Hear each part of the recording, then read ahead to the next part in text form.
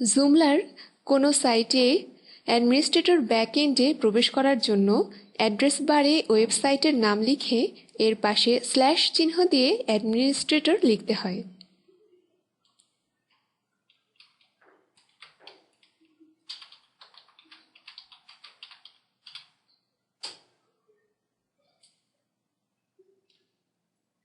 এখন লগইন সংক্রান্ত ইনফরমেশন চাওয়া হচ্ছে। এখানে ইউজার নেম হিসাবে অবশ্যই অ্যাডমিন এবং আমরা যে পাসওয়ার্ডটি সেট করেছিলাম তা পাসওয়ার্ড বক্সে উল্লেখ করতে হবে। এরপর লগইন বাটনে ক্লিক করুন।